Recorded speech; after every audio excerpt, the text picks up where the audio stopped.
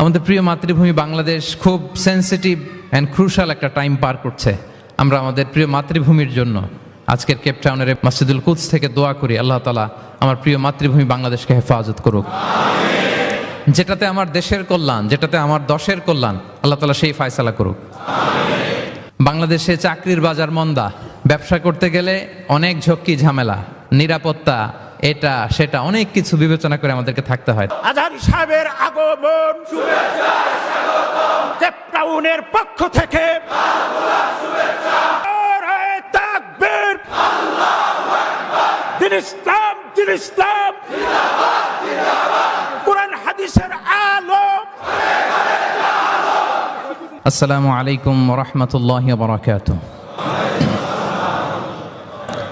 نحمده ونصلي على رسوله الكريم أما بعد فأعوذ بالله من الشيطان الرجيم بسم الله الرحمن الرحيم إنما المؤمنون إخوة فأصلحوا بين أخويكم واتقوا الله لعلكم ترحمون صدق الله العظيم رب اشرح لي صدري ويسر لي أمري واحلل عقدة من لساني يفقه قولي تفسير القرآن মাহফিল বাস্তবায়ন কমিটি দক্ষিণ আফ্রিকার আয়োজনে দক্ষিণ আফ্রিকার পর্যটন নগরী কেপটাউনের এই মসজিদুল কুদসে আজকের এই প্রোগ্রামে যারা উপস্থিত হয়েছেন তাদের সবাইকে জানাচ্ছি আন্তরিক শুভেচ্ছা এবং মোবারকবাদ। আহলান ওয়া সাহলান ওয়া মারহাবান বিকুম ফি হাযাল লিকা আত-তাইয়িব আল মুবারক।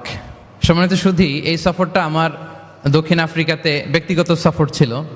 কোনো প্রোগ্রামে জয়েন করব এরকম কোনো প্ল্যান আমার ছিল না, কিন্তু তারপরে আল্লাহ তাআলার ফয়সালা জোহানেসবার্গে আমি একটি প্রোগ্রামে অংশগ্রহণের সুযোগ আমার হয়েছে এবং কেপটাউনে আমার দ্বিতীয় প্রোগ্রামে আজকে আপনাদেরকে নিয়ে অংশগ্রহণের সুযোগ আমাদের হয়েছে, আলহামদুলিল্লাহ। এবং এই কেপটাউনের এই প্রোগ্রামের মধ্য দিয়ে আমার সফর এখানে শেষ হবে। কেপটাউন দিয়ে আমি আমার সফর শেষ করবো ইনশাআল্লাহ বিইذনিল্লাহ। খুব চমৎকার একটি শহর, খুব চমৎকার অসাধারণ একটি শহর, পাহাড়ে ঘেরা। আমি যতই দেখছি ততই মুগ্ধ হচ্ছি। বিশুদ্ধ নগরী, একেবারে ফ্রেশ এয়ার, মানে এনভায়রনমেন্টাল পলিউশন আমার চোখে পড়েনি। আজকে আবার একটা হেলিকপ্টার রাইড দিলাম, দিয়ে পুরো কেপটাউনটা উপর থেকেও দেখলাম। তো যতই দেখি ততই মুগ্ধ হই। আল্লাহ শুকরিয়া যে আল্লাহ তাআলা এরকম চমৎকার জায়গায় আপনাদেরকে রেখেছেন, আলহামদুলিল্লাহ। আমরা আল্লাহ তাআলার দরবারে আসলে শুকরিয়া করে শেষ করতে পারবো না। ওয়া ইন তাউদ্দু নি'মাতাল্লাহি লা তুহসুহা। আল্লাহর নেয়ামত যদি আমরা গুনতে শুরু করি, গুনে শেষ করা যাবে প্রিয় ভাইরা? যাবে না। বাংলাদেশে চাকরির বাজার মন্দা, ব্যবসা করতে গেলে অনেক ঝক্কি ঝামেলা, নিরাপত্তা, এটা সেটা অনেক কিছু বিবেচনা করে আমাদেরকে থাকতে হয়। তার বিপরীতে এখানে আল্লাহ তাআলা আপনাদেরকে প্রতিষ্ঠিত করেছেন। অনেকে এই দেশের ন্যাশনালিটি পেয়েছেন, সাউথ আফ্রিকান ন্যাশনালিটি পেয়েছেন। তারপর ব্যবসায় আপনারা ভালো করছেন, রিজিকের 10 ভাগের 9 ভাগ আল্লাহ ঢুকিয়ে দিয়েছেন ব্যবসার ভেতরে, আলহামদুলিল্লাহ। তো দেশে যারা স্ট্রাগল করছে তাদের তুলনায় তো আমরা অনেক ভালো, কি বলেন? আপনাদের কোনো কমপ্লেন নাই তো? সব সময় কি বলবেন? আলহামদুলিল্লাহ বললে আল্লাহ তাআলা নেয়ামত আরো বাড়িয়ে দিবে। আমি প্রাণ ভরে আপনাদের জন্য দোয়া করি, আল্লাহ তাআলা আপনাদের রিজিকে বারাকা দান করুক, আল্লাহ তাআলা আপনাদের স্বাস্থ্যে বারাকা দান করুক। আমাদের প্রিয় মাতৃভূমি বাংলাদেশ খুব সেন্সিটিভ অ্যান্ড ক্রুশাল একটা টাইম পার করছে। আমরা আমাদের প্রিয় মাতৃভূমির জন্য আজকের কেপটাউনের বাইতুল কুদস মসজিদ থেকে মসজিদুল কুদস থেকে দোয়া করি, আল্লাহ তাআলা আমার প্রিয় মাতৃভূমি বাংলাদেশকে হেফাজত করুক। যেটাতে আমার দেশের কল্যাণ, যেটাতে আমার দশের কল্যাণ, আল্লাহ তাআলা সেই ফয়সালা করুক। সম্মানিত সুধী, আমি সূরাতু আল হুজরাতের 10 নম্বর আয়াত তেলাওয়াত করেছি, যেখানে আল্লাহ তাআলা আমাদের ভ্রাতৃত্বের গুরুত্ব নিয়ে আলোকপাত করেছেন। আমি মূল আলোচনায় যাচ্ছি এবং আমি সবাইকে রিকোয়েস্ট করব যে নিয়তটাকে খালিস করে একমাত্র আল্লাহ তাআলার সন্তুষ্টির জন্য 1 ঘন্টা আমরা একটু স্যাক্রিফাইস করি। কতভাবে কত জায়গাতে আমাদের সময় চলে যায়, হতে পারে এই 1 ঘন্টার আলোচনা তো কারোর জন্য এটা নাজাতের ওয়াসিলা হয়ে যেতে পারে।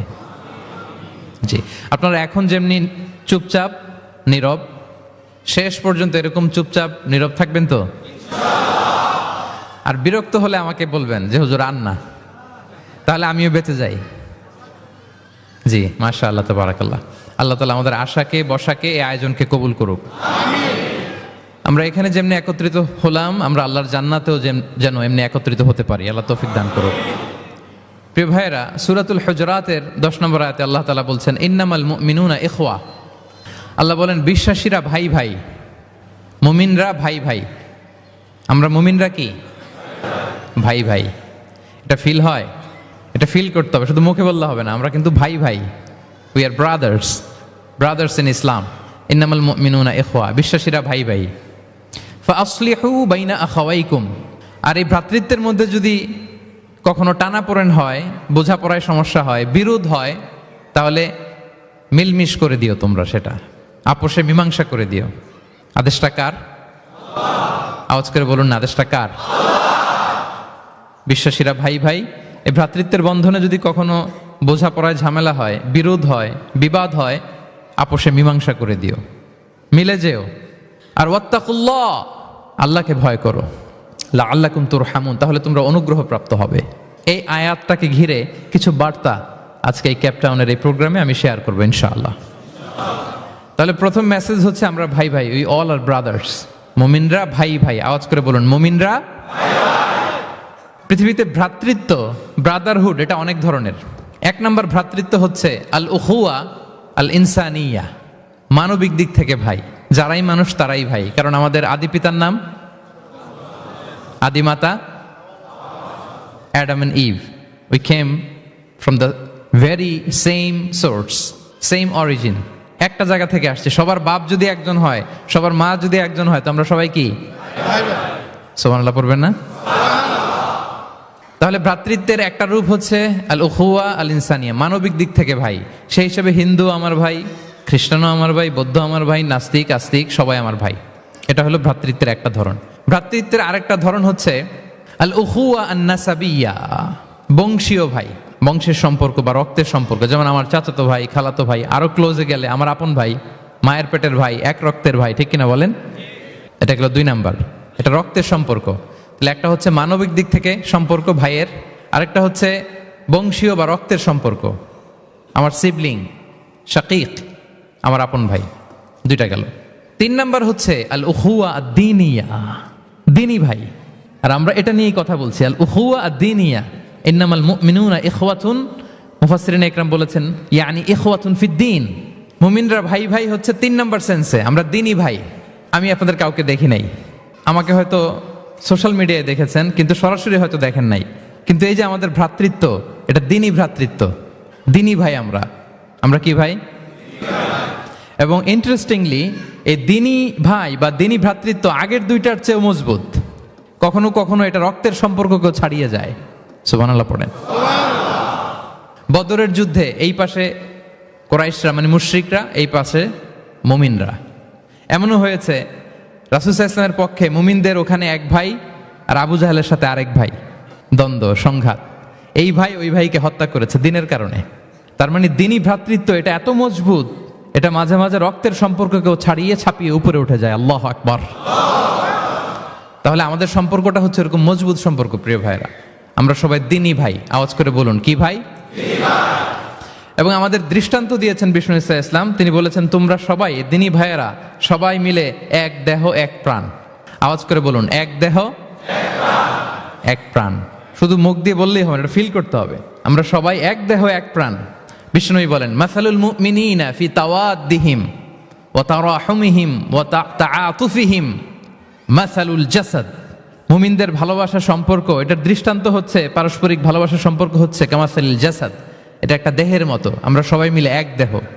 দেহের কোনো অঙ্গ যদি ইনজুর্ড হয়, সারা দেহ যেমনি কষ্ট পায়, বিশ্বের কোথাও আমার কোনো দিনী ভাই যদি কষ্ট পায়, আমাদের প্রত্যেকের হৃদয়ে রক্তক্ষরণ ঘটে। চিল্লায় বলেন ঠিক কিনা? আপনার পা কেটে গেছে, এখন আমরা কি এরকম ভাবি যে পা গেছে তো কি হয়েছে, পাই না কষ্ট পাবে, সারা দেহ তো ওকে। ব্যাপারটা কেমন? দেখবেন পা কেটে গেলে রাতে ঘুম আসে না, ওইটার ব্যথায় জ্বর চলে আসে, এরকম আসে না নাই? এই জন্য বিষ্ণু ইসলাম বলেছেন মাসালুল জাসাদ, একটা দেহ, দেহের এক অঙ্গ ইনজুর্ড হলে যেমনি সারা দেহ কষ্ট পায়, পুরো দেহটা রাত জেগে থাকে, জ্বর এসে যায়, তেমনি গোটা বিশ্বের কোনো প্রান্তে, কোনো জনপদে, কোনো এলাকায় কোনো মুসলিম ভাইয়ের যদি কষ্ট হয়, সেটা আমাদের হৃদয়ে যেয়ে লাগে। ঠিক কিনা বলেন? ফিলিস্তিনের ভাইয়েরা যদি কাঁদে, আমাদের ভালো লাগে? কাশ্মীরের ভাইরা যখন গৃহহীন হয়, আমরা এটা সহ্য করতে পারি? মিয়ানমারে আমার মুসলিম ভাইরা যখন নির্যাতিত হয়, আমরা কি এটা মেনে নেই? কারণ এক দেহ এক প্রাণ। আওয়াজ করে বলুন এক দেহ এক দেহ। এটা মনে রাখতে হবে, আমরা এক দেহ এক প্রাণ। এবং বিষ্ণু ইসা ইসলাম বলেছেন যে আমাদের সম্পর্কটা হচ্ছে রোহামা উবাইনাহুম, এবং বিষ্ণু ঈসা ইসলাম এটাকে এত গুরুত্ব দিয়েছেন, আমরা যদি কোরআনের দিকে তাকাই, আল্লাহ তাআলা বলেছেন আমাদের সম্পর্কটা হচ্ছে রোহামা উবাইনাহুম। রোহামা, একে অপরের প্রতি আমরা সফট হার্টেড, রহম দিল, একে অপরের প্রতি সফট হার্টেড। কোরআনের অন্য জায়গায় এসেছে বুনিয়ানুম মারসুস, সীসা ঢালা প্রাচীরের মতো আমাদের সম্পর্ক। সুবহানাল্লাহ পড়বেন না? কখনো কখনো হাদিসে এসেছে এক ভাই হচ্ছে আরেক ভাইয়ের মিরআতুল মুমিন, এক মুমিনের জন্য আরেক মুমিন হচ্ছে আয়না।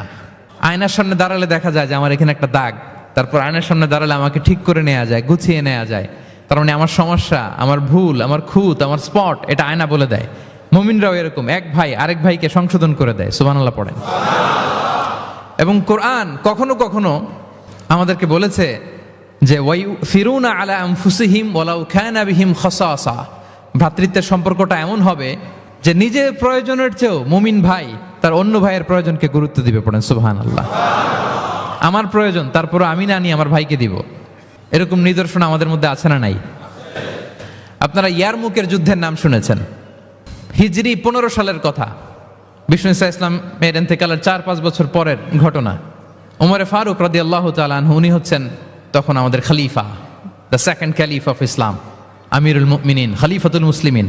তো ইয়ারমুকের যুদ্ধে আল্লাহ তাআলা আমাদেরকে বিজয় দান করেছিলেন, কিন্তু এমনি এমনি বিজয় আসে নাই, এমনি এমনি আসে নাই। একের পর এক সাহাবারা আহত হয়েছেন, নিহত হয়েছেন, মানে শহীদ হয়েছেন। এবং যুদ্ধের এক পর্যায়ে এমন হয়েছে খাবারের অভাবে, পানির অভাবে সাহাবারা ছটফট করছিলেন, এক ফোঁটা পানি নাই, রুহু বেরোয় যায়, পানি পানি বলে চিৎকার করছেন।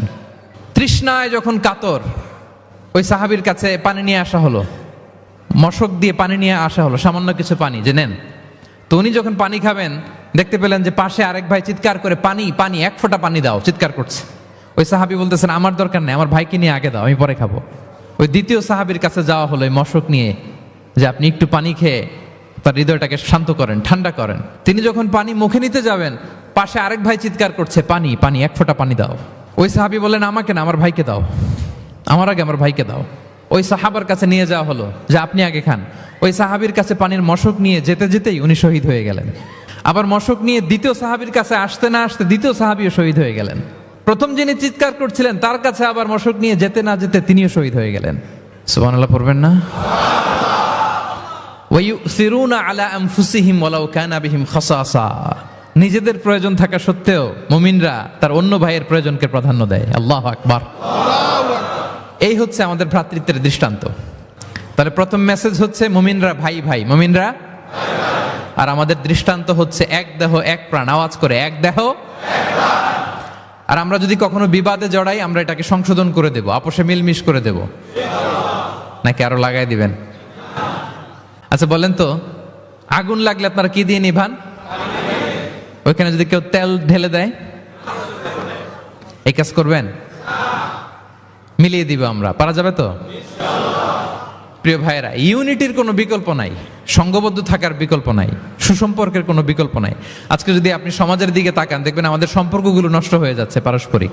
বাবার সাথে ছেলের সম্পর্ক ভালো না, বৌমার সাথে শাশুড়ির সম্পর্ক ভালো না, ভাইয়ের সাথে ভাইয়ের সম্পর্ক ভালো না, মামাকে দেখলে ভাগিনা সালাম দেয় না, আছে না নাই? চাচার সাথে ভাতিজার সম্পর্ক ভালো না, স্ত্রীর সাথে স্বামীর সম্পর্ক ভালো না। কত রিপোর্ট যে আমাদের কাছে আসে, নেতার সাথে কর্মীর সম্পর্ক ভালো না, এরকম আছে না নাই? তাহলে আমাদের মধ্যে সম্পর্কের টানা পড়েন, এটা আছে না নাই বলেন? এই সম্পর্কের টানা পড়েনের জন্য আমরাই দায়ী। এর কারণ হচ্ছে আমরা সম্পর্কগুলোর যত্ন নেই না। আপনি যদি একটা গাছ লাগান, লাগিয়ে যদি রেখে দেন, এটা বাঁচবে? এটা কি করতে হয়? পরিচর্যা করতে হয়, যত্ন নিতে হয়, সার দিতে হয়, পানি দিতে হয়, নিড়ানি দিতে হয়, আগাছা পরিষ্কার করতে হয়। তার মানে গাছ লাগালে এটার যত্ন নিতে হয়। কথা বুঝতে পেরেছেন? আমাদের যে সন্তান, ওদেরকে যদি আপনি এমনি ছেড়ে দিয়ে রাখেন, মানুষ হবে না, তারা, তাদের যত্ন নিতে হয়, ফলে মানুষের মতো মানুষ হয়, ঠিক কিনা বলেন? তো আমরা সব কিছু টেক কেয়ার করি, যত্ন নেই, কিন্তু আমাদের সম্পর্কগুলোর যত্ন নেই না। এজন্য পারস্পরিক সম্পর্কগুলোর যত্ন নিতে হবে আমার ক্যাপটাউনের ভাইয়েরা, যাতে সম্পর্কগুলো নষ্ট না হয়। এখন আজকে আমি এই ড্যামেজ রিলেশনশিপ কিভাবে জোড়া লাগাবেন, সম্পর্ককে কিভাবে টিকিয়ে রাখবেন, যত্ন নেবেন, এটার কিছু ইসলামিক ফর্মুলা আপনাদের সাথে শেয়ার করবো ইনশাআল্লাহ। সবাই বলুন ইনশাআল্লাহ। কিভাবে আমাদের মধ্যে আন্তরিকতা বাড়বে, ঘনিষ্ঠতা বাড়বে, হৃদ্যতা বাড়বে, এটার ইসলামিক ফর্মুলা 10টা ফর্মুলা শেয়ার করবেন ইনশাআল্লাহ। জানতে মনে চায়? আচ্ছা ইনশাআল্লাহ। তাহলে শুরু করছি, কি করে আমরা আমাদের সম্পর্কগুলোর যত্ন নিব, কি করে আমাদের পারস্পরিক হৃদ্যতা, ভালোবাসা, আন্তরিকতা বাড়াবো। এ ব্যাপারে কোরআন এবং সুন্নাহ আমাদেরকে কি বলে। প্রিয় ভাইরা, 1 নম্বরে কোরআন আমাদেরকে আমাদের পারস্পরিক হৃদ্যতা, ভালোবাসা বাড়ানোর জন্য যে গাইডলাইন দেয় সেটা হচ্ছে দেখা হলেই সালাম দাও। সালাম দিলে সম্পর্ক বাড়ে। আলহামদুলিল্লাহ পড়বেন না? কোরআন বলছে ফাইদা দাখালতুম বুয়ুতান ফাসাল্লিমু আলা আনফুসিকুম তাহিয়াতাম মিন ইনদিল্লাহি মুবারাকাতান তাইয়্যিবা। তোমরা যখন ঘরে প্রবেশ করবে তোমরা নিজেদেরকে সালাম দাও, মানে বলো আসসালামু আলাইকুম। এটা হচ্ছে তাহিয়াতাম মিন ইনদিল্লাহ, আল্লাহর পক্ষ থেকে অভিবাদন পদ্ধতি। এটা আল্লাহ শিখিয়েছেন। গ্রিটিংস আমরা তো বলি হ্যালো, হাই, তারপর গুড মর্নিং, গুড ইভিনিং, এগুলো বলি, কিন্তু আল্লাহ শিখিয়েছেন আসসালামু আলাইকুম। আদম আলাইহিস সালামকে যখন আল্লাহ তাআলা তৈরি করলেন 60 হাত লম্বা করে বানালেন। আপনি কয় হাত? রাফলি 3.5 হাত। কিন্তু আদম আলাইহিস সালাম তিনি লম্বায় কত ছিলেন? তো আদম আলাইহিস সালাম যখন সৃষ্টি হলেন তখন আল্লাহ তাআলা আদম আলাইহিস সালামকে বললেন, আদম তুমি সালাম দাও। ফেরেশতারা বসা ছিল, সাল্লিম আলা উলাইকান নাফার, সালাম দাও। আল্লাহ তাআলা আদম আলাইহিস সালামকে বললেন সালাম দাও। আওয়াজ করে বলুন, কি দাও? হে আদম তুমি বলো আসসালামু আলাইকুম। আদম আলাইহিস সালাম বললেন আসসালামু আলাইকুম। তা আল্লাহ বললেন এটা তোমার এবং তোমার পরবর্তী পৃথিবীতে যারা আসবে তোমাদের অভিবাদন পদ্ধতি, গ্রিটিং, স্যালুটেশনস দেয়ার সিস্টেম। কেন বললেন? কারণ শয়তান অহংকারের কারণে বিতাড়িত হয়েছে। আল্লাহ চান যে আদম আলাইহিস সালাম যেন বিতাড়িত না হন। বিষ্ণুই বলেন আল বাদিউ বিস সালামি বারিউম মিনাল কিবর, যে আগে আগে সালাম দেয় তার হৃদয় থেকে অহংকার টেনে ছেড়ে ফেলে দেয় কে? আগে সালাম দিবেন, আপনার হৃদয় অহংকার মুক্ত হয়ে যাবে। তা আল্লাহ তাআলা চাইলেন ইবলিশ যেই ভুল করেছে আদম যেন সেটা না করে, আদমের হৃদয় যেন আগে থেকে অহংকার মুক্ত থাকে। তাই সৃষ্টির পরে আল্লাহ তাআলা আদম আলাইহিস সালামকে বললেন আদম তুমি সালাম দাও, পড়েন আল্লাহু আকবার। তাহলে পারস্পরিক ভালোবাসা, হৃদ্যতা বাড়ানোর 1 নম্বর পদ্ধতি হচ্ছে সালাম। 1 নম্বর পদ্ধতি কি? আগে দিবেন না পরে? অনেকে বসে থাকে যে আমার আগে দেখ। আমি তো বাইরে দেখলাম খুব ঠান্ডা, কিন্তু এখানে এত ক্রাউড, এখন তো ঘামতেছি। আগে দিবেন না পরে? বাসায় যে এখন আসতে হয়ে গেছে সাউন্ড। আচ্ছা, ভাবিরাও উপরে আছে। দুই পক্ষে আমার ব্যালেন্স করে বলতে হবে। ভাবিরা ট্রাই করবেন, ভাবিরা যেন আগে দিতে পারেন। আর ভাইরা আপনারাও ট্রাই করবেন, আপনারা যেন আগে দিতে পারেন। সালাম নিয়ে আমরা কম্পিটিশন করব, কে কার আগে দিতে পারে, ঠিক কিনা? আমি আপনাদেরকে আবারও সালাম দিচ্ছি, আসসালামু আলাইকুম ওয়া রাহমাতুল্লাহ। তাহিয়াতাম মিন ইনদিল্লাহি মুবারাকাতান তাইয়্যিবা। আল্লাহর পক্ষ থেকে এটা অভিবাদন, মুবারাকা, বরকতময়, তাইয়্যিবা এটা পবিত্র বাণী, শান্তির বাণী। অনেকে বলে হুজুর ঘরে শান্তি নাই। তো শান্তির বাণী তো আপনি ঢুকানি না, ঘরে আসবে কোত্থেকে? শান্তির পায়গাম তো ঢুকাতে হবে, আর শান্তির পায়গামের নাম হচ্ছে সালাম। শান্তির পায়গামের নাম কি? তাহলে ঘরে সালামের চর্চা। আপনি ভাবিকে দিবেন, ভাবি আপনাকে দিবে। আপনি বাচ্চাকে দিবেন, বাচ্চা আপনাকে দিবে। সবাই সবাইকে আগে দেওয়ার চেষ্টা করবো, নাকি বসে থাকবেন? তাহলে পারস্পরিক সম্প্রীতি, হৃদ্যতা, ভালোবাসা বাড়ানোর 1 নম্বর ফর্মুলা হচ্ছে সালাম। 1 নম্বর ফর্মুলা। আমি কিন্তু জিজ্ঞেস করবো আবার শেষে, এজন্য কান দুটো খরগোশের কানের মতো খাড়া করে আমার দিকে তাকিয়ে থাকুন। 1 to 1, ব্রেন টু ব্রেন।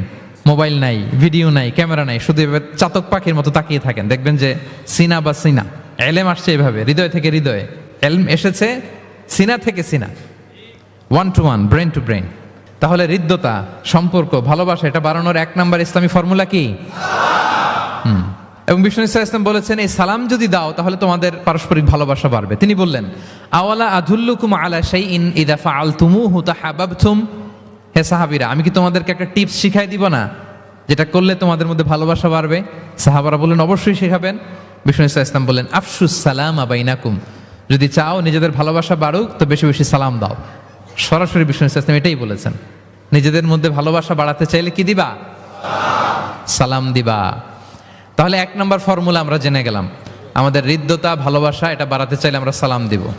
অনেক দিন ধরে কথা বলেন না, ভুল করছেন আপনি, সালাম দিবেন। আপনি শুরু করবেন। অনেকে বলে আমি করব কেন, ভুল তো সে করছে, দোষ তো ওর, আমি কথা কমু কেন? এরকম অভিমান আছে না? এই অভিমান আর গো ধরে বসে থাকবেন? আর আওয়াজ করে বলেন থাকবেন? বরং কি করবেন? তাহলে গেল ভালোবাসা, হৃদ্যতা, সম্পর্ক ভালো করার প্রথম পদ্ধতি হচ্ছে সালাম। আমরা সালাম দিব পরস্পরকে। 2 নাম্বার টিপস বা ফর্মুলা হচ্ছে স্মাইলিং ফেসে থাকা, মানে মুচকি হাসির একটা ভাবে থাকা সব সময়। এটা সুন্নাহ, মুচকি হাসি। প্রিয় ভাইরা খেয়াল রাখবেন, হাসি এটা কিন্তু ইতিবাচকভাবে সংক্রামক, মানে এটা ছড়ায়। আমি হেসে হেসে কথা বললে শ্রোতাও একটু হাসি খুশি ভাব, আমি গোমরামুখ আপনারাও গোমরামুখ, এরকম হয় না? এবং দেখবেন যে সব সময় একটু স্মাইলিং ফেসে থাকে তাকে সবাই পছন্দ করে। কথা বলেন ঠিক কিনা? হাসি পজিটিভলি সংক্রামিত হয়, ছড়ায়, অন্যকে প্রভাবিত করে, এবং মানসিক স্বাস্থ্যের সাথে হাসির সম্পর্ক আছে। যারা গোমরামুখ থাকে এরা অসুস্থ থাকে বেশি, আর যারা হাসি খুশি থাকে এরা সুস্থ থাকে বেশি।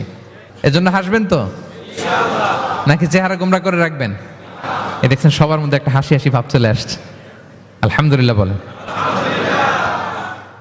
তাহলে পারস্পরিক সম্প্রীতি ভালোবাসা বাড়ানোর পদ্ধতি হচ্ছে কারোর সাথে কথা বললে, দেখা হলে আমরা একটা স্মাইলিং ফেসে থাকবো, মুচকি হাসি। হাসি 3 ধরনের আমার ক্যাপটাউনের ভাইরা। কয় ধরনের? একটা হচ্ছে কহ কহা, অট্ট হাসি, এটা জায়েজ নাই।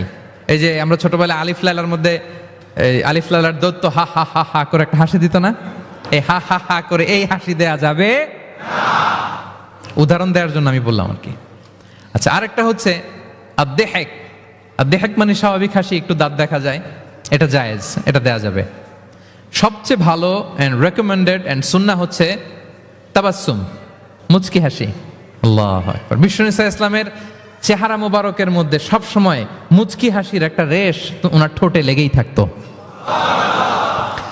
সাহাবী আব্দুল্লাহ ইবনে হারিস রাদিয়াল্লাহু তাআলা আনহু বর্ণনা করেন, তিনি বলেন, মা রাআইতু আহাদান আকসারা তাবাসসুমান মিন রাসূলিল্লাহি সাল্লাল্লাহু আলাইহি ওয়াসাল্লাম।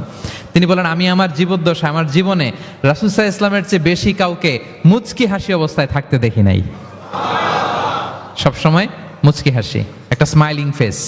এবং আপনি আপনার ভাইয়ের দিকে তাকিয়ে মুচকি হাসি যদি দেন, বিষ্ণু সাল্লাল্লাহু আলাইহি ওয়াসাল্লাম বলেন, তাবাসসুমুকা ফি ওয়াজহি আখিকা সাদাকা, your smile to your brother it's a charity. তুমি তোমার ভাইয়ের দিকে তাকিয়ে যে মুচকি হাসি দাও, এটা দিলেও সাদাকার সওয়াব হয়ে যায়। আপনি দিলেন হাসি, আমল নামে যুক্ত হলো কি? সাদাকা। হ্যাঁ। এবং বিষ্ণু সাল্লাল্লাহু আলাইহি ওয়াসাল্লাম বলেছেন, তুমি কোনো কাজকে লা তাহকিরান্না মিনাল মারুফি শাইআ, কোনো কাজকে ছোট করে দেখবে না, কোনো নেক আমলকে। যদিও তুমি তোমার ভাইয়ের চেহারার দিকে মুচকি হাসি দিয়ে তাকাও, এটাও সাদকা দেওয়ার সওয়াব। তাহলে আমরা কারোর সাথে যখন কথা বলবো, দেখা হবে, আমরা একটা স্মাইলিং ফেসে থাকবো, গোমরা মুখ থাকবো না। কি বলেন, পারা যাবে? সব সময় স্মাইলিং ফেস, মুচকি হাসি। বিষ্ণু ইসলাম মুচকি হাসতেন। যে মুচকি যারা হাসি তাদেরকে সবাই পছন্দ করে। মুখটা যদি গোমরা করে কেউ রাখে, দেখতে ভাল লাগে, কথা বলতে ভাল লাগে। দেখবেন অনেক বড়দেরকে বাচ্চারা ভয় পায়, কাছে যায় না। কেন বলেন তো? গম্ভীর থাকে। আবার অনেক মানুষের কাছে তাকে দেখলেই বাচ্চারা দৌড়ে কোলে কোলে উঠতে যায়, আছে না নাই? Smiling face. এই যে আমাদের শেখ মঈনুদ্দিন আজকে আমার সাথে একটা সফরে ছিল, দেখি যেই বাচ্চাকেই দেখে বলে, come on come on, give me hug, give me hug. তো এই মানুষকে বাচ্চারা ভালো না বেসে পারবে? সুবহানাল্লাহ। এরকম হইতে হবে। বিষ্ণু ইসলামকে বাচ্চারা দেখলে খুব খুশি হতো, কোলে বসতে চাইতো। এক বাচ্চা তো কোলে বসে পেশাবি করে দিছে, সুবহানাল্লাহ পড়বেন না? বিষ্ণু ইসলাম নাতনিদেরকে কোলে নিয়ে নফল নামাজ পড়তেন। উমামা বিনতে যায়েদ, উমামা বিনতে যায়নাব, বিষ্ণু ইসলামের কন্যা যায়নাবের মেয়ে, মানে বিষ্ণু ইসলামের নাতনি উমামাকে নিয়ে বিষ্ণু ইসলাম একবার নফল নামাজ পড়েছেন। কান্না করে, কান্না থামাই না, নানা ভাইয়ের কোলে থাকবে, তো উনি কোলে রেখেই আল্লাহু আকবার, রুকু দেওয়ার সময় পাশে রেখে রুকু, সেজদা, ওঠার সময় আবার কাঁদতেছে, তা আবার কোলে নিয়ে আবার কেরাত। সুবহানাল্লাহ। তো আমরা সবাই স্মাইলিং ফেসে থাকবো আজকে থেকে, ক্যাপটাউনের ভাইয়েরা। একসাথে আওয়াজ করে বলুন, ইনশাআল্লাহ। হৃদ্যতা, ভালোবাসা বাড়ানোর টিপস কয়টা বললাম? 1 নম্বরে সালাম, 2 নম্বরে মুচকি হাসি। দেখছেন সবাই মুচকি হাসি দিয়ে আস। 3 নম্বর হচ্ছে কাউকে ওয়েলকাম করা। কেউ যদি আপনার সাথে দেখা করতে আসে, তাকে ওয়েলকাম করা, আহলান ওয়া সাহলান বলা। একজন আসছে আপনার বাড়িতে মেহমান, আপনি কথাই বলেন না, কথা নাই, সালাম নাই, কিছু নাই, যে চা দিতেছেন, ওনার ঠেকা পড়ছে চা খাবে না, আর জায়গা নেই ওনার চা খাওয়ার দুনিয়াতে, না, এটা করবেন না। আপনি এগিয়ে যাবেন, সালাম দিবেন, মুসাফা করবেন, মুআনাকা করবেন, খোঁজ খবর নেবেন, ওয়েলকাম জানাবেন, লিটারালি ওয়েলকাম। যদি ওয়েলকাম বলেন, তাকে আনার জন্য এগিয়ে যান, হি ফিল লাইক, মানে আপনি তাকে দেখে খুশি, you are very happy to see him and you love his presence here. সে আসছে, আপনি খুশি, তার অ্যাকম্পানিটা ভালো লাগতেছে, এটা সে ফিল করবে। এজন্য কেউ আসলে, আপনার ওয়ার্ক প্লেসে যদি আসে, আপনার বাসায় যদি আসে, আপনার সাথে দেখা করতে যদি আসে, আপনি এগিয়ে তাকে সালাম দিয়ে ওয়েলকাম করবেন। বিষ্ণু ঈসা ইসলাম লিটারালি এই ওয়েলকাম শব্দটা ব্যবহার করতেন, এজন্য আমি চুজ করেছি, পিক করেছি ওয়েলকাম। তিনি বলতেন মারহাবান। মারহাবান আরবিতে কি বলতেন? মারহাবান। আমরা যে বলি বাংলায় আহলান ওয়া সাহলান ওয়া মারহাবান, এই বিষ্ণু ঈসা ইসলাম লিটারালি মারহাবান শব্দটা ব্যবহার করতেন। এগুলোকে কার্টিসি বলে, সোশ্যাল ম্যানার, কার্টিসি। দেখেন বিষ্ণু ঈসা ইসলাম আমাদেরকে কিভাবে কার্টিসি শেখায়, কিভাবে সোশ্যাল ম্যানার শেখায় আমাদেরকে। বিষ্ণু ঈসা ইসলাম সরাসরি মারহাবান বলতেন, স্বাগতম জানাতেন, যাতে করে ওই লোকটা ভালো ফিল করে, সে বোঝে যে তাকে দেখে আপনি হ্যাপি। বলেন তো রাসূল সাল্লাল্লাহু আলাইহি ওয়াসাল্লামের সময়কালে ইসলামের সবচেয়ে বড় শত্রু কে ছিল? আবু জাহেল। তার ছেলের নাম কি কেউ বলতে পারেন? ইকরামা। ইকরামা অনেক যুদ্ধে মুসলমানদের বিরুদ্ধে ছিল, মক্কা বিজয় পর্যন্ত ইসলাম ধর্ম গ্রহণ করে নাই, অনেক সাহাবাকে হত্যা করেছে। রাসূল সাল্লাল্লাহু আলাইহি ওয়াসাল্লাম যখন মক্কা বিজয় করলেন, সে ভাবলো এবার তো আমার খবর আছে, সে পালালো। পালাতে পালাতে ইয়ামান চলে গেছে। তখন এক মহিলা সাহাবী রাসূল সাল্লাল্লাহু আলাইহি ওয়াসাল্লামকে বললেন, ইয়া রাসূলুল্লাহ, আপনি যদি আমাকে অনুমতি দেন, আমি ইকরামাকে খুঁজে বের করব, আপনার কাছে নিয়ে আসবো। রাসূল সাল্লাল্লাহু আলাইহি ওয়াসাল্লাম বললেন, যাও, ইকরামাকে আমি আমান দিলাম, সিকিউরিটি দিলাম। এই মহিলা সাহাবী যে খুঁজে নিয়ে আসলো, ইকরামাকে কনভিন্স করলো। ইকরামা লজ্জিত হয়ে বিষ্ণু ঈসা ইসলামের কাছে আসলো। কত বড় শত্রু! বিষ্ণু ঈসা ইসলামের অনেক আত্মীয়কে হত্যা করেছে, সাহাবাদেরকে শহীদ করে দিয়েছে, আবু জাহেলের সন্তান। তো সে যখন লজ্জিত হয়ে উঠে চড়ে বিষ্ণু ঈসা ইসলামের কাছে আসলো, বিষ্ণু ঈসা ইসলাম তাকে দেখে প্রথম যে কথাটা বললেন সেটা হচ্ছে মারহাবান বির রাকিবিল মুহাজির। মারহাবান বির রাকিবিল মুহাজির মানে welcome to the riding migrant. সুবহানাল্লাহ। মানে হে ঘোর সাওয়ার মাইগ্রেন্ট, হিজরতকারী ইকরামা, তোমাকে ইসলামে সুস্বাগতম।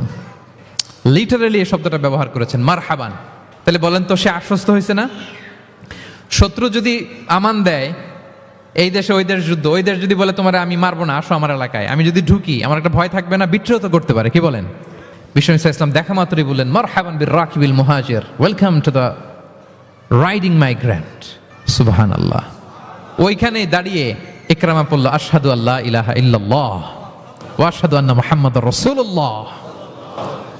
শাহাদা পড়ে মুসলমান হয়ে গেল। তাহলে কারোর সাথে দেখা হলে তাকে ওয়েলকাম করতে হবে। আপনার মনে হতে পারে বিশেষ কারণে তাকে মারহাবান বলছে, এমনি হয়তো বিষ্ণু ঈসা ইসলাম বলতো না ঘরে বাইরে, না, ইভেন ঘরে কাছের মানুষদেরকেও তিনি মারহাবা বলতেন। ইভেন ওনার মেয়ে ফাতেমা রাদিয়াল্লাহু তাআলা আনহা, নিজের মেয়ে, এর মারহাবা বলা দরকার আছে? এই ফাতেমা আসলেও বলতো মারহাবা। সুবহানাল্লাহ নাই? আম্মা জান আয়েশা রাদিয়াল্লাহু তাআলা আনহা বর্ণনা করেন যে একবার আমাদের বাসায় ফাতেমা আসলো, নবীর মেয়ে। আর ফাতেমার হাঁটাটা ছিল নবীর হাঁটার মতো। আমি হাদিস বলে আবার বাংলা বেশি বললে সময় লেগে যাবে। ফাতেমার হাঁটা ছিল নবীর হাঁটার মতো। ফাতেমা যখন আসলো, ফাতেমাকে দেখেই বিষ্ণু ঈসা ইসলাম বললেন মারহাবান বিবনাতি, মারহাবান বিবনাতি, ওয়েলকাম টু মাই ডটার। হে আমার কন্যা ফাতেমা, তোমাকে ওয়েলকাম। আপনি আপনার মেয়েকে দেখে বলছেন কখনো? আপনার ছেলেকে বলেন, আপনার ওয়াইফকে বলেন মারহাবান, ওয়েলকাম, স্বাগতম? এমন হয় না যে আপনি রয়ে গেছেন কেপটাউনে, ভাবি বেড়াতে গেছে দেশে 2 মাসের জন্য, এরপর ভাবি আসলো, আপনি এয়ারপোর্টে ফুল নিয়ে দাঁড়িয়ে রইলেন, দেখা মাত্র কি বলবেন? Welcome to Cape Town. কি পারবেন না? ভাবিরা কিন্তু উপরতলায় বড্ড খুশি হয়ে যাচ্ছে, বলবেন। আবার ভাবিরাও অনেকদিন পরে আপনার হাজবেন্ডকে যখন পাবেন, আসবে, বলবেন ওয়েলকাম, তোমাকে সুস্বাগতম। পারা যাবে? রাসূল সাল্লাল্লাহু আলাইহি ওয়াসাল্লামের চাচাতো বোন নাম উম্মে হানি, আবু তালেবের কন্যা। বিদায় মক্কা বিজয়ের সময় রাসূল সাল্লাল্লাহু আলাইহি ওয়াসাল্লাম মক্কায় গোসল করতেছিলেন এক বাসায়। ফাতেমা রাদিয়াল্লাহু তাআলা আনহা একটা পর্দা টেনে দিলেন, উনি পানি ঢালতেছেন, গোসল করেন। হঠাৎ কে যেন ঘরে ঢুকলো। বিষ্ণু সাল্লাল্লাহু আলাইহি ওয়াসাল্লাম বললেন কে? ওনার কাজিন চাচাতো বোন উম্মে হানি বললেন আমি উম্মে হানি। বিষ্ণু সাল্লাল্লাহু আলাইহি ওয়াসাল্লাম পর্দার এপাশ থেকে গোসল করতেছে, উনি বলতেছেন মারহাবান বি Umme Hani, welcome, welcome Umme Hani to my house. আল্লাহু আকবার। এবং ফরেন যত ডেলিগেশন আসতো, বিদেশি প্রতিনিধি, তাদের প্রত্যেককে বিষ্ণু সাল্লাল্লাহু আলাইহি ওয়াসাল্লাম বলতেন মারহাবান বিল কওম ও মারহাবান বিল ওয়াফদি গায়রা খাজায়া ওয়ালা নাদামা। যত ডেলিগেশন আসতো এদেরকে বলতেন welcome, welcome to Medina city, আসেন, ওয়েলকাম। তাহলে প্রিয় ভাইরা, আমাদের পারস্পরিক সম্পর্ক, হৃদ্যতা, ভালোবাসা বাড়ানোর 3 নম্বর ফর্মুলা হচ্ছে, কেউ আমার বাসায় আসলে, কেউ আমার অফিসে আসলে, কেউ আমার সাথে দেখা করতে আসলে আমি তাকে ওয়েলকাম করব। কি করব? 4 নম্বর হচ্ছে ভালোবাসা হৃদ্যতা বাড়ানোর 4 নম্বর পদ্ধতি হচ্ছে কারো কোনো ভালো গুণ দেখলে ওটা অ্যাপ্রিসিয়েট করা। যদি আমার বিপক্ষ দলের কেউ ভালো কিছু করে আমরা ওইটাও বলতে চাই না, এরকম আছে না নাই? কারণ আমার দল করে না, তো বলতে চায় না, তাই না? কেন বলে না? আমার দল করে না। এদেরকে বলে দলান্ধ। ভালো একটা কাজ করছে, আমার মতের না, মতান্ধ, এটা এপ্রিসিয়েট করে না। এটা ভুল, এটা আপনি সুন্নাহ ব্রেক করছেন। সুন্নাহ হচ্ছে যে দলের হোক, যে মতের হোক, এমনকি ভিন্ন ধর্মী হোক, ভালো করলে এটা ক্রেডিট দিতে হবে, ভালো করলে এপ্রিসিয়েট করতে হবে, কমপ্লিমেন্ট দিতে হবে। আমরা অন্যের ভালো কাজের স্বীকৃতি দিতে চাই না, কার্পণ্য করি, ক্রেডিট দিতে চাই না, প্রশংসা করি না। আমরা গুণমুগ্ধ হই কিন্তু গুণগ্রাহী হতে চাই না। কারো একটা ভালো গুণ দেখে আমি ভিতরে ভিতরেও এত সুন্দর, কিন্তু বলি না, প্রকাশ করি না, এটা ঠিক না। সুন্নাহ হচ্ছে কারো ভালো কোনো গুণ দেখলে এটা প্রকাশ করা, কারো ভালো গুণ দেখলে এপ্রিসিয়েট করবেন, যাতে সে উৎসাহিত হয়। বিষ্ণু ইসলাম করতেন। বিষ্ণু ইসলাম একবার এক হাদিসে 7 জন সাহাবীর 7টা গুণের কথা বলেছেন, মানে তাদেরকে এপ্রিসিয়েট করেছেন। এক হাদিসে 7 জন, কয়জন? তিনি বলেন আরহামু উম্মতি বি উম্মতি আবু বকর।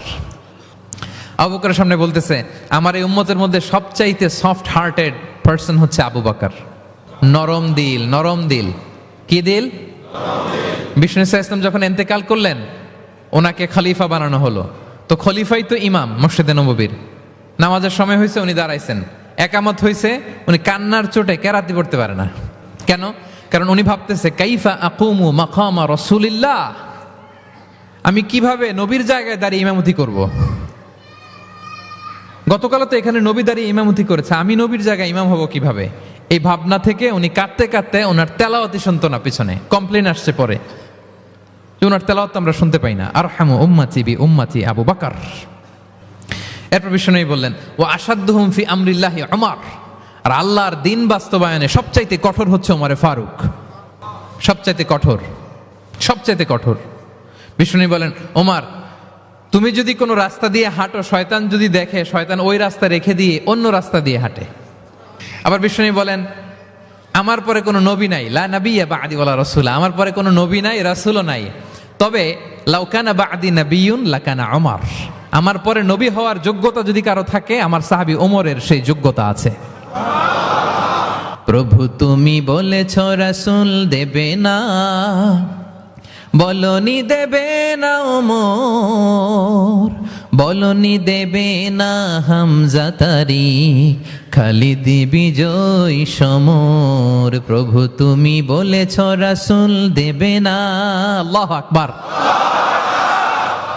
আল্লাহর জমিনে আল্লাহর দিন বাস্তবায়নে সবচাইতে কঠোর হচ্ছেন ওমরে ফারুক। মুনাফিকরা থরথর করে কাঁপতো ওনার ভয়ে। আমাদের দেশে বাচ্চারা যদি না খায়, রাতের বেলা বাচ্চারা খেতে চায় না, তো মায়েরা ভয় দেখায় খাও, এই খাও, নাহলে কিন্তু বিড়াল আসবে, কুকুর আসবে। কুকুর বললে খুব, আমার ছোট মেয়েটাও ভয় পায়, কুকুরের আওয়াজ শুনলে ভয় পায়। তো খেতে না চাইলে বলে এই কুকুর আসবে, কিন্তু কুকুর এটা করে না। বাচ্চাদেরকে খাওয়াতে গেলে যখন জ্বালাতন করে খেতে চায় না, মায়েরা কি বলে? এই ভূত আসবে, এই কুকুর আসবে।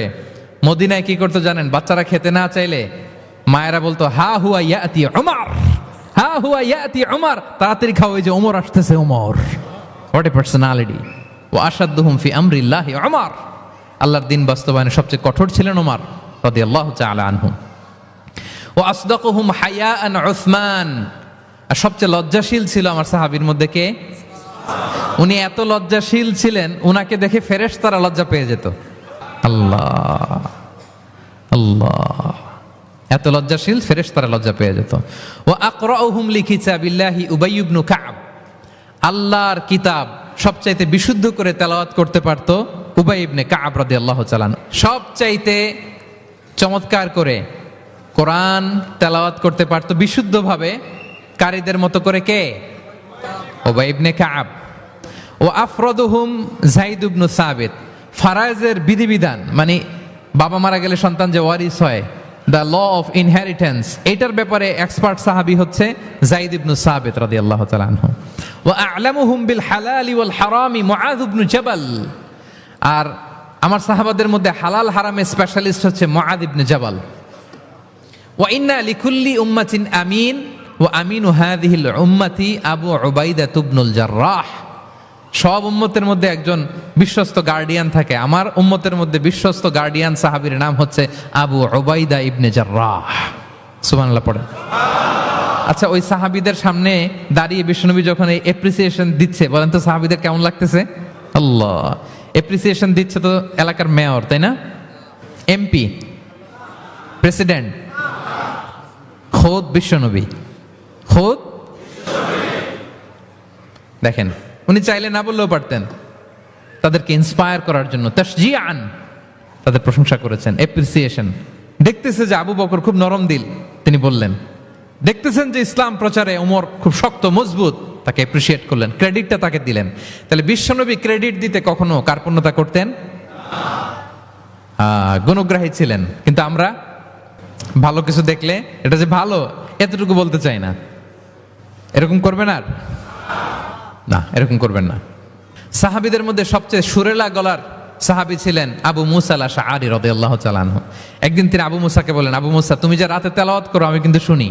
ইয়া রাসূলুল্লাহ, আপনি কি করে শুনেন? আমার বাড়ি কই, আপনি থাকেন কই? বলতেছে, গত রাতে তুমি সূরা কাহাফ তেলাওয়াত করছো না? বলছে, জি করছি তো। আপনি কিভাবে শুনলেন? বলতেছে, তোমার ঘরের পাশ দিয়ে যাচ্ছিলাম, এত সুন্দর করে তুমি তেলাওয়াত করতেছো আবু মুসা। লাকাত উতিতা মিজমারান মিন মাযামিরি আলি দাউদ। আল্লাহ তাআলা দাউদ আলাইহিস সালামের গলায় যে সুরের ঝংকার দিয়েছেন, আমার সাহাবীদের মধ্যে আল্লাহ তোমার গলায় ওই সুরের ঝংকার ঢুকাইয়ে দিয়েছে। বলেন, বিশ্বনবীর কাছ থেকে যখন উনি এটা শুনছেন ওনার কেমন লাগছিল?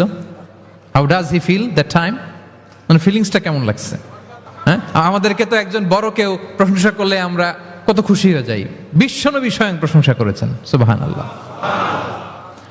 দেখেন প্রিয় ভাইরা, বিশ্বনবী সাল্লাল্লাহু আলাইহি ওয়াসাল্লাম শুধু মুমিনদেরকে, মুসলিমদেরকে যদি এটা করতেন তাহলে একটা কথা ছিল, আমরা তো আমার দলের বাইরে কেউ ভালো কিছু করলে বলি না। বিশ্বনবী সাল্লাল্লাহু আলাইহি ওয়াসাল্লাম ইহুদির প্রশংসা করেছেন। আপনি আছেন কই মিয়া? ইহুদি। উহুদের যুদ্ধে বিশ্বনবী সাল্লাল্লাহু আলাইহি ওয়াসাল্লামের সাথে মদিনার যে ইহুদিরা, তাদের কন্ট্রাক্ট ছিল মদিনা কেউ অ্যাটাক করলে সবাই মিলে মদিনাকে রক্ষা করবে। কিন্তু কুরাইশরা আক্রমণ করলো, এখন আর কেউ বেরোয় না। বনু কাইনুকা, বনু নাদির, বনু কুরাইজা কেউ আর যায় না, কেউ যায় না। বিশ্বনবী কি করবেন? নিজেই বেরোলেন সাহাবাদেরকে নিয়ে। মাঝপথে আবার মুনাফিকরা ফিরে গেল, কোনো ইহুদি যায় নাই, কথা রাখে নাই, একজন ইহুদি ছাড়া। তার নাম মুখাইরিক। তার নাম কি? মুখাইরিক। অন্য ইহুদিদেরকে বলতেছে, এই ইহুদিরা, তোমরা না মুহাম্মাদের সাথে চুক্তি করেছো মদিনায় অ্যাটাক হলে সবাই মদিনাকে সেভ করবা, তোমরা যাও আর না যাও, আমি যাব, আমি আমার কথা রাখবো, আমার কথার দাম আছে। এবং সে বলল, আমি যদি এই যুদ্ধে নিহত হই আমার সম্পদের মালিক হয়ে যাবে মুহাম্মদ, আমার কোনো ছেলে মেয়ে পাবে না। মুখাইরিক বীর দর্পে ঘোড়া হাঁকিয়ে উহুদের ময়দানে যুদ্ধে গেল মুহাম্মদ সাল্লাল্লাহু আলাইহি ওয়াসাল্লামের পক্ষে, কুরাইশদের বিপক্ষে। বীর দর্পে যুদ্ধ করতে করতে সে নিহত হলো। যুদ্ধ শেষে শহীদ সাহাবাদের লাশ যখন বিষ্ণু ইসা ইসলামের সাথে আনা হলো, কাছে আনা হলো, মুখাইরিকের লাশও আনা হলো। মুখাইরিক তো মুমিন ছিল না, কি ছিল? সাহাবারা বলে, রাসূলুল্লাহ, মুখাইরিক আপনার পক্ষে লড়াই করে নিহত হয়েছে। বিষ্ণু ইসা ইসলাম অনেকক্ষণ মুখাইরিকের দিকে তাকিয়ে রইলেন আর বললেন, মুখাইরিক খায়রু ইয়াহুদ। Mukhairiq is the best of the Jewish. ইহুদিদের মধ্যে সর্বশ্রেষ্ঠ জুইশ হচ্ছে মুখাইরিক। পড়েন আল্লাহু আকবার। Appreciation, giving credit to others. Mukhairiq হচ্ছে the best of the Jewish. জুইশদের মধ্যে সবচেয়ে শ্রেষ্ঠ মানুষ হচ্ছে এই মুখাইরিক। সে কথা রেখেছে। চিন্তা করেন, অমুসলিম, ইহুদি, তারপরেও তার যে ভালো গুণ এটা স্বীকার করতে বিশ্বনবী কার্পণ্যবোধ করেন? ক্রেডিট দিতে কোনো দেরি করেন? তাহলে এই যে অ্যাডমায়ার করি না, আমরা কাউকে প্রেজ করি না, প্রশংসা করি না, এটা বাজে অভ্যাস। এটা থেকে আমাদের বেরিয়ে আসতে, ভালো করলে ভালোকে ভালো বলবেন, সাদাকে কালোকে, ভালোকে মন্দকে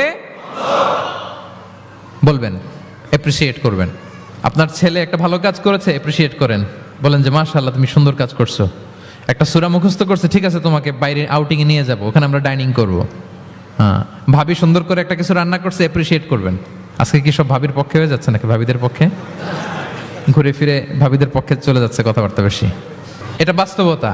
আপনার স্ত্রী যদি আপনার জন্য ভালো কিছু রান্না করে, ভালো লাগলে আপনি বলবেন যে খুব ভালো হয়েছে আজকের রান্নাটা।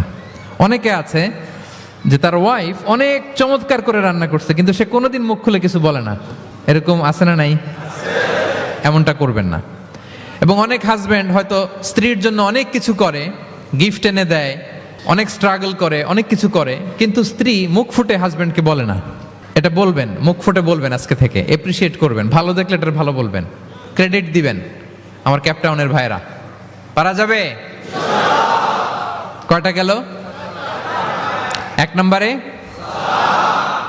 2 নম্বরে মুচকি আসে, 3 নম্বরে, 4 নম্বরে অ্যাপ্রিসিয়েশন, 5 নাম্বার হচ্ছে কল্যাণ কামনা করা, অন্যের ওয়েল উইশিং, অন্যের কল্যাণ কামনা করা সব সময়, থাকলেও, সামনে থাকলেও, না থাকলেও কল্যাণ কামনা করা।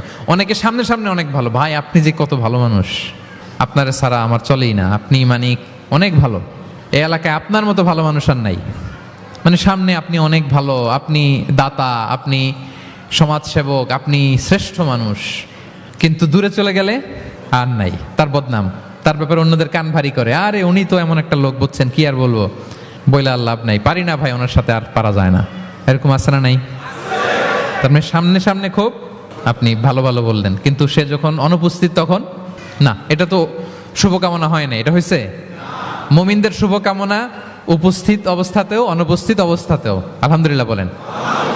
এই জন্য বিষ্ণু বলেন দ্বীন আন-নাসিহা, দিন হচ্ছে আন-নাসিহা মানে কল্যাণকামিতা, দিন মানে কল্যাণকামিতা, সবার জন্য আপনি গুড উইশ করবেন, কল্যাণ কামনা করবেন, ওয়েল উইশিং করবেন, শুভকামনা জানাবেন, সামনে থাকলেও দূরে থাকলেও। বিষ্ণু সাল্লাল্লাহু আলাইহি ওয়াসাল্লাম বলেন লিল মুমিনি আলাল মুমিনি সিত্তু খিসাল, এক মুমিনের উপর আরেক মুমিনের 6টা দায়িত্ব, এর মধ্যে একটা হচ্ছে ওয়া ইয়ানসাহু লাহু ইদা গাবা আও শাহিদা, সে তার শুভকামনা করবে, উপস্থিত থাকলেও করবে, অনুপস্থিত থাকলেও করবে। সুবহানাল্লাহ পড়েন। সামনেও যেমনি করবেন, দূরে গেলেও করবেন। অন্যের জন্য শুভ কামনা করলে এটা ফিরে নিজের দিকে আসে, এটা খেয়াল রাখেন, এটা একটা লাইফ হ্যাকস শেয়ার করতেছি, আজীবন কাজে লাগবে। অন্যের জন্য যেটাই ভালো কামনা করবেন এটা ঘুরে আপনার দিকে আসবে।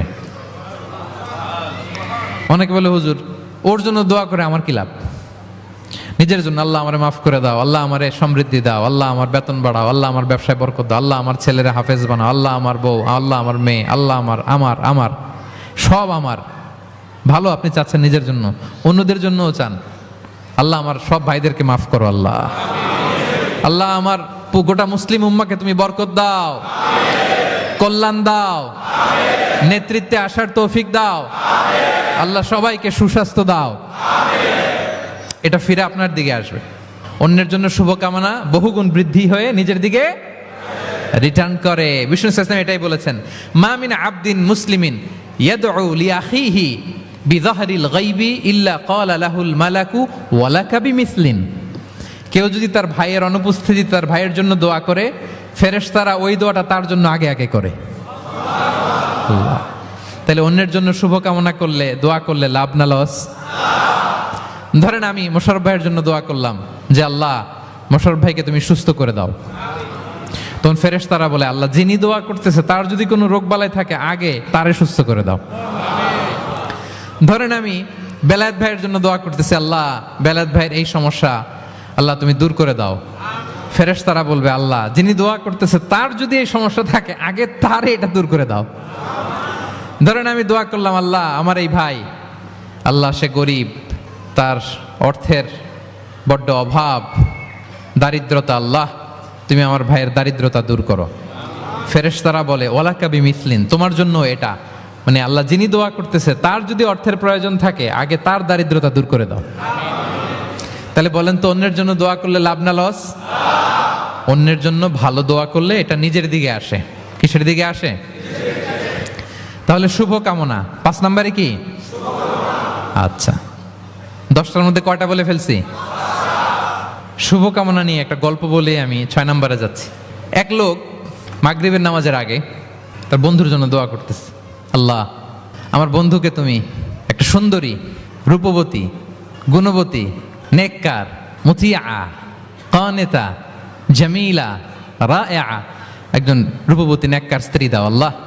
কতদিন ধরে তার বিয়েটা ঝুলে আছে, আল্লাহ তুমি ব্যবস্থা করে দাও, সুন্দরী, নেককার, আল্লাহওয়ালা। তো সে তো তার বন্ধুর জন্য প্রাণ ভরে দোয়া করতেছে, আর তার স্ত্রী ওয়াইফ পাশেই ইফতারি রেডি করতেছিল। এই দোয়া শুনে মহিলা তো তেলে বেগুনে জ্বলে উঠছে, দৌড়ে আসে বলছে এই তুমি কিসের দোয়া করো, রাখো। সে বেচারা মোনাজাতের মধ্যে তো ভরকে গেছে, ভয় বলে কি হইলো, আমি তো দোয়া করতেছি আমার বন্ধুর জন্য। তো মহিলা বলে তুমি কি মনে করছো আমি হাদিসটা জানি না? অন্যের জন্য কোনো ভালো দোয়া করলে আগে যেটা নিজের জন্য কবুল হয় তুমি মনে করছো আমি জানি না? তুমি ভাবছো হাদিস শুধু তুমি তুমি একা জানো, আমি জানি না। না কি সব দোয়া করো এগুলা? আল্লাহু আকবার, আল্লাহ রহম করুক। প্রিয় ভাইরা, এটা বলার উদ্দেশ্য হচ্ছে আপনি ভালো কিছু অন্যের জন্য চাইলে আল্লাহ তাআলা এটা নিজের জন্য কবুল করে নেয়। তাহলে অন্যের জন্য কল্যাণ কামনা করা, এটা হচ্ছে হৃদ্যতা, ভালোবাসা, সুসম্পর্ক বানানোর 5 নাম্বার টিপস। কয় নাম্বার? আচ্ছা, 6 নাম্বার টিপস হচ্ছে বিপদে কাউকে সাহায্য করা। কি করা? বিপদে সাহায্য করা। বিপদে যে সাহায্য করে সেই আসল বন্ধু, ঠিক কিনা?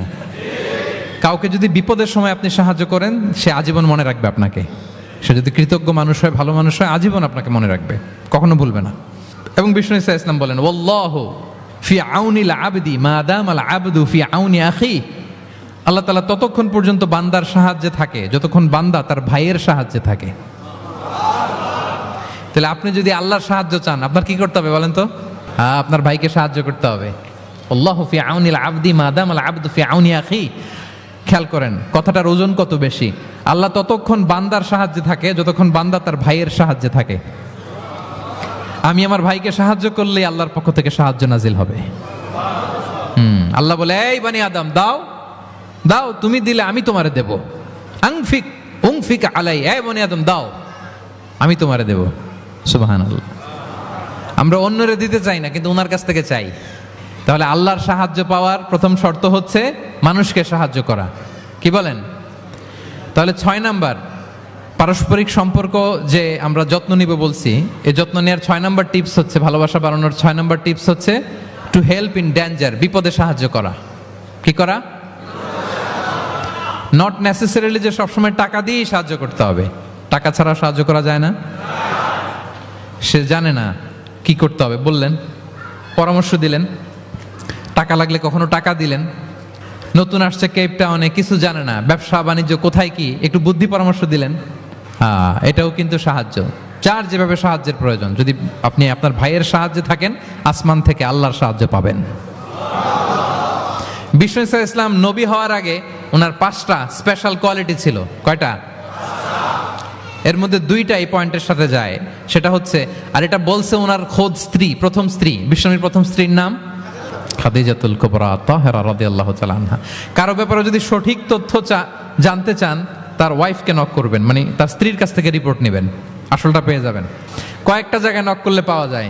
বড় সাহেবের তথ্য যদি জানতে চান, বড় সাহেবের দারোয়ানকে জিজ্ঞেস করেন, বড় সাহেবের ড্রাইভারকে জিজ্ঞেস করেন, বড় সাহেবের ঘরের কাজের বুয়াকে জিজ্ঞেস করেন, আর বড় সাহেবের বিবিকে জিজ্ঞেস করেন। এই 4 জনকে জিজ্ঞেস করলেই বড় সাহেবের গোমর আসল তথ্য এদের কাছ থেকে পাওয়া যাবে।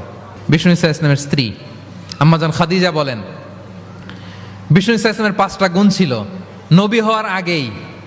এর মধ্যে একটা হচ্ছে ওয়া তাহমিলুল কাল্লা, তিনি মানুষের বোঝা বইয়ে দিতেন। সুবহানাল্লাহ পড়বেন না?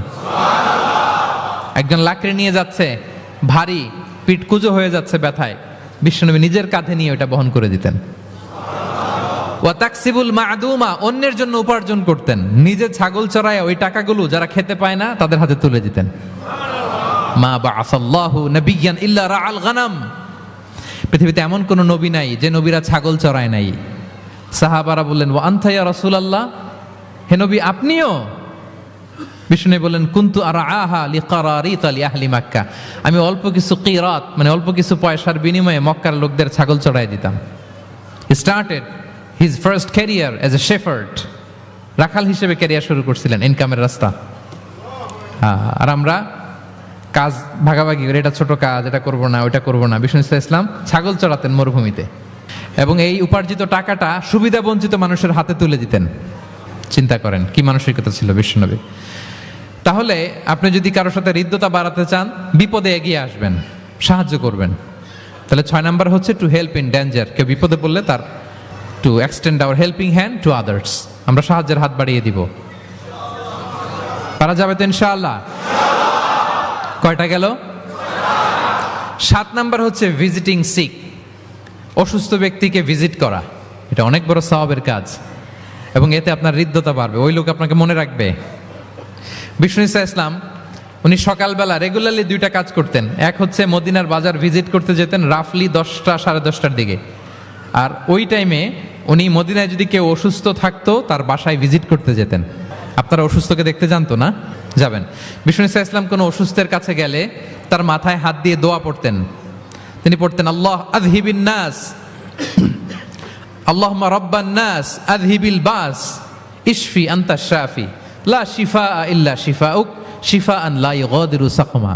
রোগীর মাথায় হাত দিয়ে তিনি বলতেন, হে মানুষের রব, তার রোগ তার কষ্ট দূর করেন, তাকে শিফা নসিব করেন, এমন শিফা দেন যে শিফার পরে আর সে রোগাক্রান্ত হবে না।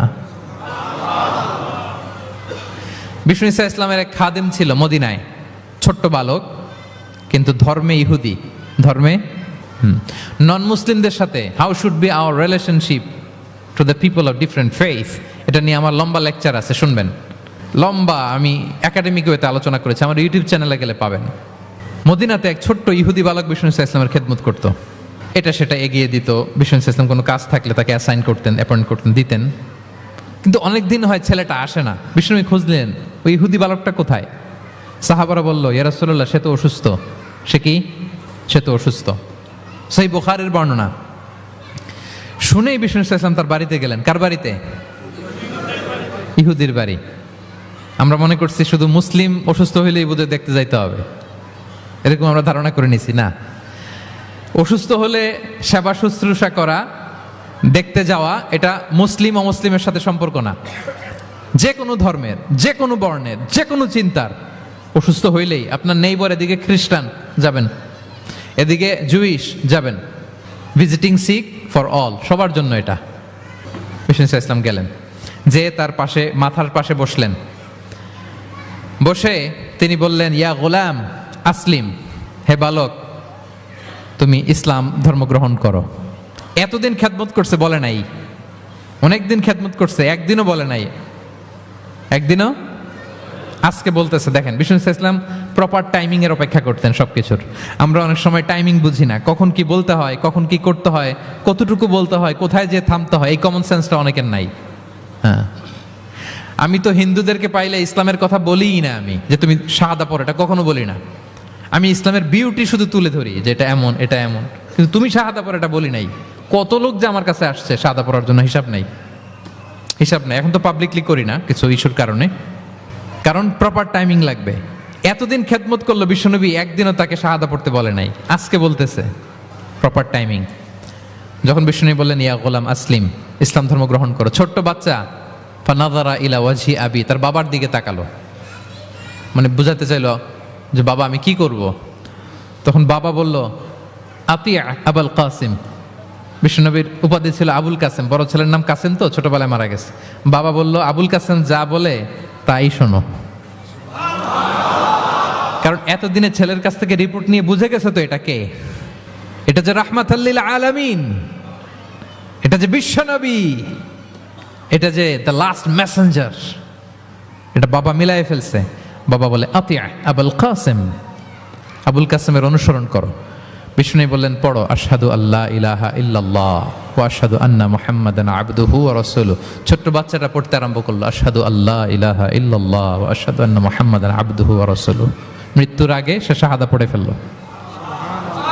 বিষ্ণু বললেন, আলহামদুলিল্লাহ, আলহামদুলিল্লাহিল্লাযী আনকাযাহু মিনান নার। প্রশংসা সে আল্লাহর, যে একটু আগে জাহান্নামী হওয়ার কথা ছিল যার, তাকে মুহূর্তের মধ্যে জান্নাতি বানায় দিলেন। ভিজিটিং সিক্স, অসুস্থকে দেখতে যাওয়া শুধু মুসলমান হলে দেখতে যাবেন নাকি? যে কোনো ধর্মের, যে কোনো ধর্মের দেখতে যাবেন, হৃদ্যতা বাড়বে। একদিন বিষ্ণু সাহাবাদেরকে বললেন, আজকে রোজা রেখেছো কে? নফল রোজা? আবু বকর রাদিয়াল্লাহু তাআলা আনহু হাত তুলে বললেন, আমি। বিষ্ণুনবী আবার জিজ্ঞেস করলেন, আজকে কোন মিসকিনকে খাবার খাইয়েছো কে? আবু বকর রাদিয়াল্লাহু বললেন, আমি। বিষ্ণুনবী আবার বললেন, আজকে কোনো জানাজায় শরীক হয়েছে এমন কেউ আছে? আবু বকর বললেন, আমি। বিষ্ণুনবী বললেন, আজকে কোনো অসুস্থকে ভিজিট করে আসছো, এরকম কি কেউ আছে? আবু বকর বললেন, আমি। বিষ্ণুনবী বললেন, মাজতামা'না ফি ইমরিইন ইল্লা দাখালাল জান্নাহ। এতগুলো গুণ যদি একটা ব্যক্তির মধ্যে থাকে, ওই ব্যক্তি তো জান্নাতি না হয়ে পারে না।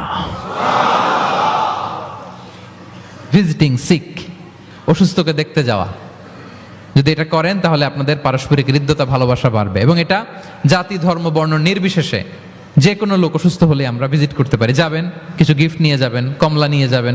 সাউথ আফ্রিকাতে তো দেখি আমি একেবারে ফ্রেশ ফ্রুটস, সুবহানাল্লাহ, আমি যেখানেই গেছি কোনো ফরমালিন নাই, তাজা টাটকা ফ্রেশ, এত সুন্দর স্মেল, এত সুন্দর টেস্ট এটার, আলহামদুলিল্লাহ। বস্তা ভরে ফল নিয়ে দেখতে যাবেন, পারা যাবে তো? 7 নম্বরে কি ছিল ভুলে গেছি, ভিজিটিং 6, অসুস্থকে দেখতে যাওয়া। পারবেন? পারবেন? কয়টা হইল? আর বাকি রইল কয়টা? কষ্ট হচ্ছে? মনোযোগ আছে না গেছে? তাকবীর পড়ুন, আল্লাহু আকবার। নারায়ে তাকবীর, আল্লাহু আকবার, আল কোরআনের আলো করে গেলে আলো, দেশবাসীর পক্ষ থেকে আজকের মাহফিল নারায়ে তাকবীর। মাশাআল্লাহ, তাবারাকাল্লাহ। কয়টা বললাম? 8 নাম্বার হচ্ছে এক্সচেঞ্জিং গিফট, উপহার দেয়া, গিফট দেওয়া। কি দেওয়া? নট নেসেসারি যে দামি কিছু দিতে হবে, নট নেসেসারি দামে দিতে হবে। ছোট্ট জিনিস দেন, একটা কলম দেন, কি দিবেন? কলম দেন, একটা ছোট বই দেন, একটা মেসওয়াক দেন, একটা টুপি দেন, আপনার সাধ্যে যা কুলায় দেন, গিফট করেন। আমি ইফতারি করতে বসলেও আমার ডানে বায়ে যারা থাকে এখান থেকে আমি দেই, কারণ একজন রোজাদারকে এক ঢুক পানি খাইয়ে ইফতারি করলেও সে সারাদিন রোজা রেখে যেই সওয়াব, তার সওয়াব না কমিয়ে ওই পরিমাণ সওয়াব আল্লাহ যিনি খাওয়ালো তার আমলনামায় দিয়ে দেয়। তো একটু বিতরণ করেন, একটু খাইয়ে দেন, সামান্য কিছু হলো গিফট দেন। উপহার দিলে ভালোবাসা বাড়ে, সুবহানাল্লাহ। বিষ্ণু ইসলাম নিজেই বলেছেন, তাহা দাও তাহাব্বু, তোমরা একে অপরকে উপহার দাও, তোমাদের মধ্যে ভালোবাসা বাড়িয়ে দিবে কে? পারস্পরিক উপহার বিনিময় করবেন। ছেলেকে উপহার দিন, মেয়েকে উপহার দিন, স্ত্রীকে দিন, বন্ধুকে দিন, কলিগকে দিন, পারলে শত্রুকেও দিন। কি বলেন? শত্রুকে যদি উপহার দেন শত্রুতা থাকবে? ধরেন কারোর সাথে আপনার কম্পিটিশন, ধরেন একটা নির্বাচন, সে জিতে গেল, আপনি হেরে গেলেন, আপনি ফুল পাঠান, ফ্রুটস পাঠান, দেখবেন শত্রুতা কমে গেছে। এটাই বলেছেন বিষ্ণু ইসলাম সরাসরি, যে তাহা ওয়া তাহা দাও তাহাব্বু তাযহাবি শাহনা, তোমরা পারস্পরিক গিফট দাও তাহলে শত্রুতা, দ্য এনিমিটি উইল ডিসঅ্যাপিয়ার, শত্রুতা দূর হয়ে যাবে, বিরোধ মিটে যাবে, ভালোবাসা বেড়ে যাবে। তাহলে পারস্পরিক সুসম্পর্কের জন্য, সম্পর্ক উন্নয়নের জন্য, হৃদ্যতা ভালোবাসা বাড়ানোর জন্য আমরা একে অপরকে উপহার দিব, যা পারি উপহার দেওয়ার এই কালচারটা ভালো, এটা সুন্নাহ। পারবেন তো? তাহলে 8 নম্বরে কি ছিল? Gift, exchanging gift. আচ্ছা, 9 নাম্বার হচ্ছে হসপিটালিটি, আপ্যায়ন করানো, মানে মানুষকে খাওয়ানো। মানুষকে কি? মানুষকে কি? শুধু নিজেই খাবেন না, খাওয়াবেনও, দুটোই ভালো। খাইবেনও, খাওয়াবেনও, খাবেনও, খাওয়াবেনও। খাওয়ালে হৃদ্যতা বাড়ে, কাউকে আপ্যায়ন করালে, এন্টারটেইন করালে, হসপিটালিটি করলে হৃদ্যতা বাড়ে। আরবরা কি বলে জানেন? আরবরা বলে কারো এখানে ঢুকার আগে এখানে ঢুকো, মানে হৃদয়ে ঢুকার আগে পেটে ঢুকো, আগে কলবে যাওয়ার আগে পেটে ঢুকো, তাইলে তার হৃদয়ে পৌঁছতে পারবা। বাংলাতে একটা কথা আছে, বাসনে ভাত না থাকলে ভাষণে পেট ভরে না। ঠিক কিনা বলেন? বাসনে ভাত না থাকলে ভাষণে পেট ভরে না, পেটে খেলে পিঠে সয়। এজন্য আপ্যায়ন করানো, খাওয়ানো, এটা এমন একটা টেকনিক, আপনি কাউকে আপ্যায়ন করালে মুহূর্তেই তার মনটা, হৃদয়টা আপনার দিকে ঝুঁকে যাবে। সুবহানাল্লাহ পড়েন। বিষ্ণু ইসলাম বলেন, মান কানা ইউমিনু বিল্লাহি ওয়াল ইয়াউমিল আখিরি ফালইউকরিম দাইফা, যে আল্লাহ বিশ্বাস করে এবং আখিরাতে বিশ্বাস করে সে যেন তার মেহমানকে সম্মান করে। হ্যাঁ, মেহমান আপ্যায়ন করা সুন্নাহ, এটা সুন্নাহ। সে যেন মেহমানকে আপ্যায়ন করে, সম্মান করে। অনেকে মেহমান আসলে অখুশি হয়, বাসায় মেহমান আসছে, হায় রে কত ঝামেলা, আমাদের রিজিক নিয়ে টানাটানি। সে ভাবে যে তার রিজিকে ভাগ বসাতে মেহমান আসছে, আসলে না। মেহমান আল্লাহর পক্ষ থেকে মেহমানের রিজিক নিয়েই আপনার কাছে আসছে। সে আসার ফলে আপনাদের রিজিকে বরকত হয়ে গিয়েছে। সে আপনার রিজিকে ভাগ বসাতে আসে নাই, তার রিজিক নিয়েই সে আসছে। তার উসিলায় আপনার রিজিক বাড়াই দিবে কে? বিষ্ণু ঈসা ইসলাম মক্কা থেকে যখন মদিনায় হিজরত করলেন, আপনারা কি ওঠা বসা করতেছেন দু একজন? হ্যাঁ, ঠিক আছে, আমার দিকে তাকান, আওয়াজ হবে না, আমার দিকে তাকান। গুরুত্বপূর্ণ একটা হাদিস শোনেন। আব্দুল্লাহ ইবনে সালাম রাদিয়াল্লাহু তাআলা আনহু আগে ছিলেন ইহুদি পণ্ডিত, পরে শাহাদা পড়ে মুসলিম হয়েছেন। তিনি বর্ণনা করেন বিষ্ণু ঈসা ইসলাম মক্কা থেকে যখন মদিনায় আসলেন, এসেই 4 দফা কর্মসূচি ঘোষণা করলেন। আওয়াজ করে বলতে হবে, কয় দফা? 4 দফা কর্মসূচি ঘোষণা করলেন। আসলেন আবু বকর রাদিয়াল্লাহু তাআলা আনহুকে নিয়ে। প্রতিদিন মদিনার লোকেরা সানিয়াতুল ওয়াদা নামক একটা জায়গা আছে, ওই জায়গার মধ্যে দাঁড়িয়ে থাকতো, কখন আসবে আখিরি জামানার পায়গাম্বার বিশ্বনবী মুহাম্মদুর রাসূলুল্লাহ সাল্লাল্লাহু আলাইহি ওয়াসাল্লাম। একদিন ওই যে দূর ধুধুমরু প্রান্তরে ধুলাবালি উঠতে দেখা যায়। দেখে তো মদিনার লোকেরা আনন্দে আটখান, আত্মহারা, সবাই ওয়েলকাম জানাতে লাগলো। মানুষের মধ্যে গুঞ্জরণ আওয়াজ ছড়িয়ে পড়তে লাগলো, নবী এসেছে, নবী এসেছে, নবী এসেছে। আব্দুল্লাহ ইবনে সালাম তখনও ইহুদি, তিনি এই কথা শুনে সবার সাথে তিনিও ছুটে গেলেন দেখার জন্য। দেখি তো নবী আসছে, কি নবী, কি বলে দেখি তো। তিনি বললেন, আমি ভিড় ঠেলে গেলাম, দেখলাম 2টা ওটে করে 2 জন, একটাতে আবু বকর, একটাতে বিশ্বনবী। বিশ্বনবীকে একটা নজর দেখার জন্য মদিনার লোকেরা পাগল হয়ে তার চারদিকে ক্রাউড করছিল, ভিড় করছিল বিশ্বনবীর কাছে ঘেঁষার জন্য, কাছে ঘেঁষার জন্য, মোবারক চেহারাটা একটা নজর দেখার জন্য। আব্দুল্লাহ ইবনে সালাম বলেন, আমিও মানুষ ঠেলে, ধুলাবালি উঠতেছে শুধু, দেখতে পাই না, মানুষ ঠেলে একবার তার দিকে তাকালাম। যখন আমি তার দিকে নজর করলাম, ফালাম্মা নাযারতু ফাআরাফতু আন্না ওয়াজহাহু লাইসা বিওয়াজহিন কাযযাব, আমি তার চেহারা দেখে বুঝতে পারলাম এ চেহারা কোনো মিথ্যাবাদীর চেহারা হতে পারে না। আল্লাহ, না জানি কত নুরানি ছিল বিশ্বনবীর চেহারা। বিশ্বনবীর কথা তো অনেক পরে, অনেকে চেহারা দেখেই শাহাদা পড়ে মুসলমান হয়েছে। একটা নূরের জ্যোতি বিশ্বনবীর চেহারা মোবারক থেকে সবসময় স্পার্ক করত। আল্লাহু আকবার।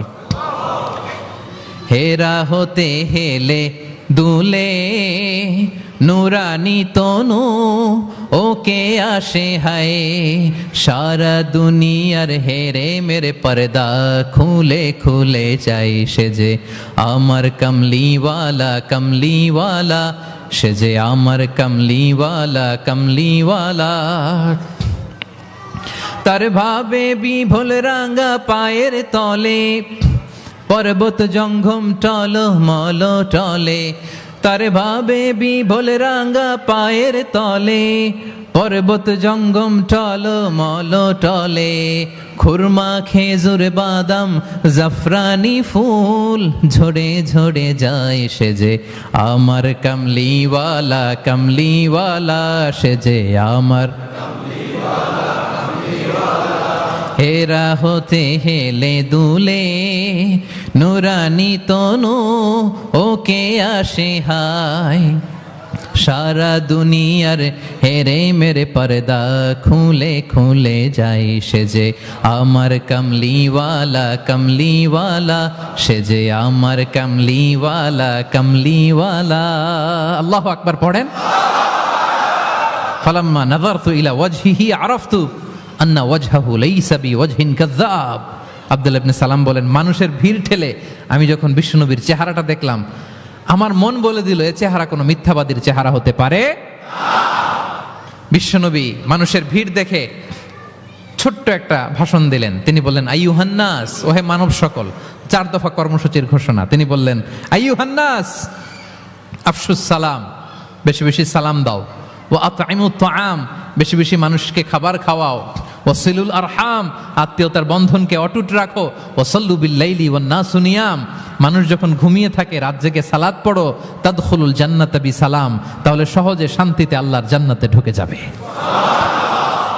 তাহলে মদিনায় যেই বিশ্বনবী যে 4 দফা কর্মসূচির ঘোষণা দিলেন, এর মধ্যে খাওয়ানোর কথা আছে না নাই? আতঈমুত তাআম, খাবার খাওয়াও। একটা দেশে যখন খাদ্য সংকট হয়, ওই দেশের আর কোনো স্টেবিলিটি থাকে না, এটা একটা অকার্যকর রাষ্ট্রে পরিণত হয়, ঠিক কিনা বলেন? বিশ্বনবী মদিনায় যেই খাদ্যের সংকট দূর করে দিলেন। ধনীদেরকে বললেন, খাওয়াও, মানুষকে খাবার খাওয়াও। হসপিটালিটি, আপ্যায়ন করা, এন্টারটেইন করা, এটা যদি করেন তাহলে নিজেদের মধ্যে হৃদ্যতা বাড়বে, ভালোবাসা বাড়বে। আলহামদুলিল্লাহ। পৃথিবীর সব নবীরা মেহমানকে রেসপেক্ট করতেন, আপ্যায়ন করাতেন। বিষ্ণু ইসা ইসলাম মক্কা এমন কোনো লোক ছিল না বিশ্বনবীর হাতের রান্না খায় নাই। নবী হওয়ার আগ থেকেই, নবী হওয়ার পরে তো মেহমানদের আরো বাড়াই দিচ্ছেন, টার্গেট করে করে, দাওয়াতি টার্গেট করে করে বিষ্ণুনবী 2-4জনকে খাওয়াতেন। আল্লাহু আকবার। ইব্রাহিম আলাইহিস সালাম মেহমান ছাড়া কখনো খাবারই খেতেন না। ওনার দ্বিতীয় ছেলে যখন দুনিয়ায় আসবে, ইসহাক আলাইহিস সালাম, তার সুসংবাদ নিয়ে যখন ফেরেশতারা আসছিল, উনি একটা আস্ত গরুর বাছুর ভুনা করে ফেরেশতাদের সামনে হাজির করেছিলেন। আনজা আবি ইজলিন হানিফ, কোরআনে এসেছে কাবাব করা ভুনা গরুর বাচ্চা। আল্লাহু আকবার। কারণ তিনি তখন বুঝতে পারেন না যেটা ফেরেশতা, মানুষের সূরাতে এসেছিল তো, দিলেন, প্রেজেন্ট করলেন একটা আস্ত গরুর বাছুর কাবাব করা। আল্লাহু আকবার। তাহলে সম্পর্ক বিল্ড আপ করার 9 নম্বর পদ্ধতি কি ছিল? হ্যাঁ, মেহমানদারি, আপ্যায়ন, হসপিটালিটি। মনে থাকবে? ইনশাল্লাহ নাই এবার, ডবল ইনশাআল্লাহ। মাশাআল্লাহ। আমার কেপটাউনের ভাইরা তো আলহামদুলিল্লাহ, আল্লাহ তাআলা অনেক সমৃদ্ধি দিয়েছে, আরো দেখ। কৃপণতা করবেন না, কৃপণদের আল্লাহ পছন্দ করে না, কৃপণদের আল্লাহ পছন্দ করে না। হাত উজাড় করে দিবেন, উপর থেকে উজাড় করে আপনাকে দিবে কে? হসপিটালিটি, মেহমানদারি করা, হৃদ্যতা বাড়ে। কয়টা গেল? বাকি রইল কয়টা?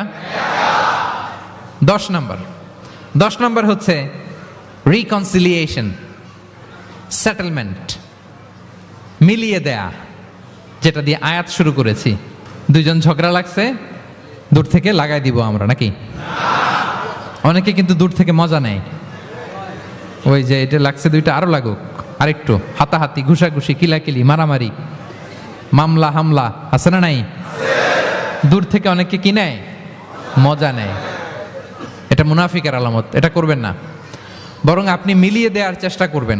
কয়েকটা জায়গায় মিথ্যা বলাও যায় যাচ্ছে, এর মধ্যে একটা হচ্ছে মিলায়া দেয়া। একদিন বললেন, ভাই উনি তো আপনার ব্যাপারে খুব চমৎকার একটা কথা বললো। আমার ব্যাপারে? এই লোক কি বলছে, কি বলেন তো, কি বললো?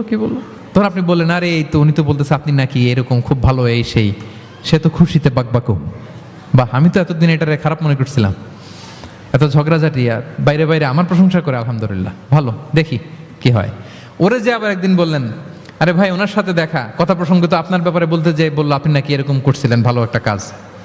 সে অবাক হয়ে যাবে, দেখবেন যে এরপরে 2 জনের যখন রাস্তায় দেখা হয়ে গেছে, একে অপরকে সালাম দিয়ে ফেলতেছে, হ্যাঁ, মুসাফা করে ফেলতেছে, কথা বলতেছে, কোন একটা ইস্যু ধরে তারা মিলে যাওয়ার চেষ্টা করতেছে। কারণ 2 জনের মধ্যে হৃদ্যতা আগে থেকেই তো, হৃদয়টা কোল ডাউন হয়ে আছে, ঠিক কিনা বলেন? আর এই মধ্যস্থতা করেছেন কে? আপনি আপনি আপনি মধ্যস্থতা করছেন। রিকনসিলিয়েশন, মিলায়ে দিবেন। তাহলে ঝগড়া লাগলে আজকে থেকে আমরা কি করব? মিলায়ে দিব, সেটেলমেন্ট করে দিব। আল্লাহ বলেন, ফাত্তাকুল্লাহ ওয়া আসলিহু যাতা বাইনিকুম, আল্লাহরে ভয় করো আর নিজেদের মধ্যে বিবাদ বিরোধ হলে এটার উস্কে দিও না, মিলিয়ে দাও। কি করো? মিলিয়ে দাও। একটা অত্যন্ত জরুরি হাদিস বলছি, মনোযোগ দিয়ে শোনো, এটা বলে শেষ করব। বিষ্ণু ইসলাম একবার সাহাবাদেরকে বলেন, আলা উখবিরুকুম বিআফদল মিন দারাজাতি সিয়ামি ওয়াস সালাতি ওয়াস সাদাকা। সাহাবাদেরকে বলেন, ও সাহাবারা, নামাজের চেয়েও, রোজার চেয়েও, দান খয়রাতের চেয়েও একটা বড় ইবাদত আছে, এটা কি আমি কি তোমাদের বলবো না? সাহাবারা তো অবাক, নামাজের চেয়েও বড় ইবাদত, রোজার চেয়েও বড়, দানের চেয়েও বড়। ক্বালু বালা ইয়া রাসূলুল্লাহ। সাহাবারা বললেন, অবশ্যই হে নবী, হ্যাঁ আপনি বলেন, সেটা কি? বিষ্ণু ইসলাম বললেন, ইসলাহু যাতিল বাইন, বিবাদমান 2 গ্রুপকে মাঝখান দিয়ে যে মিলিয়ে দেয়া। নামাজের চেয়েও বড়, রোজার চেয়েও, সাদাকার চেয়েও বড়, মিলায়া দেওয়া। আমরা মনে করি সেজদা দিতে দিতে কপালে দাগ ফেলে দিছি, এটাই তো বড় ইবাদত। এটা তো নিঃসন্দেহে বড় ইবাদত। আমরা মনে করি হজ করতে করতে শেষ করে ফেলতেছি, এটাই বড় ইবাদত। জিকির করতে করতে আমরা দিনরাত এক করে ফেলতেছি, এগুলো তো নিঃসন্দেহে ইবাদত। কিন্তু 2 ভাই বিবাদমান 2 গ্রুপের মধ্যে আপনি যদি মিলিয়ে দেন, এগুলো নফল রোজা, নফল দান, নফল সালাতের চেয়ে বেশি সওয়াবের কাজ। পড়েন সুবহানাল্লাহ। তাহলে এখন পকেটে যদি 2 গ্রুপকে লাগতে দেখেন, কি করবেন? পারা যাবে? এদিকে 2-4 জন উঠছেন কেন আপনারা? আমি কি এখনো উঠছি? ওয়াশরুমে যাবে না? আর 2 মিনিট বসেন বসেন। তাহলে বিবাদমান দুই পক্ষকে মিলিয়ে দেয়া অনেক বড় সওয়াবের কাজ, এবং বিষ্ণু ইসা ইসলাম নিজে এই কাজটা করতেন। আমার ক্যাপ্টেনের ভাইয়েরা মিলিয়ে দিতেন। সেই বুখারীতে একটা বাব আছে, বাবু কওলিল ইমাম ইযহাবু বিনা নুসলিহ বাইনাহুম। বিষ্ণু ইসা ইসলাম ঝগড়া দেখলেই বলতেন ইযহাবু বিনা, আমাকে নিয়ে যাও, নুসলিহ বাইনাহুম, আমি মিলিয়ে দেব। কোবাপল্লীতে একবার 2 সাহাবীদের গ্রুপ ঝগড়া লাগছে। 2 সাহাবীদের গ্রুপ ঝগড়া লাগছে কোবাপল্লীতে। বিষ্ণু ইসা ইসলাম বললেন কোথায় ঝগড়া? কয় কোবায়। বিষ্ণু বলেন ইযহাবু বিনা, ঝামেলা কি, আমারে নিয়ে যাও, নুসলিহ বাইনাহুম, আমি মিলাই দিব। সুবহানাল্লাহ। হি ওয়াজ এ ভেরি গুড মিডিয়েটর। মধ্যস্থতা করতেন পারতেন চমৎকার বিশ্বনবী। বিবাদমান দুই পক্ষকে মিলিয়ে দিতেন। আউস খাজরাজের 100 বছরের যুদ্ধ বিশ্বনবী মিলাই দিতেন। সুবহানাল্লাহ পড়েন। তাহলে মধ্যস্থতা করা যাবে? হ্যাঁ, মধ্যস্থতা করবেন, মিলিয়ে দিবেন নাকি লাগাই দিবেন? আগুন লাগলে ঘি ঢালবেন, তেল ঢালবেন, কি ঢালবেন? মনে থাকবে? তাহলে যে আয়াত দিয়ে শুরু করেছিলাম সে আয়াত দিয়ে শেষ করি। ইন্নামাল মুমিনুনা ইখওয়া, বিশ্বাসীরা ভাই ভাই। ফাআসলিহু বাইনা আখাওয়াইকুম, এই ভ্রাতৃত্বের মধ্যে বিবাদ হলে কি করো? মিলিয়ে দাও, কারণ তোমরা হচ্ছে ইখওয়াতুন ফিদ্দিন, দিনী ভাই। আর দিনী ভাইয়েরা এক দেহ এক প্রাণ, এক দেহ। ফাত্তাকুল্লাহ, আল্লাহকে ভয় করো। লাআল্লাকুম তুরহামুন, রহমতের বারিধারা নাজিল করবে কে? তাহলে সম্মানিত সুধী, আমাদের এই ভেঙে যাওয়া ভঙ্গুর সম্পর্কগুলোকে যেন আমরা জোড়া লাগাই। আমাদের পারস্পরিক হৃদ্যতা, ভালোবাসা, এগুলো বাড়ানোর জন্য ইসলামের দেয়া যে 10টা ফর্মুলা আজকে বলেছি, এগুলো যেন আমরা আমল করি। পারা যাবে? দেখি কয়জনের মনে আছে। 1 নাম্বার কি ছিল? 2 নাম্বার মুচকি হাসি। 3 number welcome. 4 number appreciation. 5 number শুভকামনা, ওয়েল উইশিং। 6 নাম্বার বিপদে সাহায্য করা, to help in danger. 7 number অসুস্থকে দেখতে যাও, visiting sick. 8 number exchanging gift, gift উপহার দেয়া। 9 নাম্বার হসপিটালিটি মানে মেহমানদারি। 10 নাম্বার লাগায় দেওয়া, লাগিয়ে দেওয়া। মনে থাকবে? কয়দিন? সারা জীবন। আল্লাহ তাআলা আমাদের সম্পর্কগুলোকে মজবুত করুক, আমাদের মধ্যে হৃদ্যতা বাড়িয়ে দিক, ভালোবাসা বাড়িয়ে দিক। গোটা বিশ্বের মুসলিমদেরকে এক দেহ এক প্রাণ হিসেবে আল্লাহ কবুল করুক। আমার বাংলাদেশের উপর আল্লাহ খাস রহমত নাজিল করুক। আপনারা যারা এসছেন সবাইকে আল্লাহ তাআলা ঈমানের উপর অবিচল রাখুক, তার স্পেশাল রহমতের চাদরে আবৃত রাখুক। আমার বোনদেরকে আল্লাহ তাআলা খাদিজার মতো, ফাতেমা রাদিয়াল্লাহু তাআলা আনহার মতো কবুল করুক। পড়ি আমিন।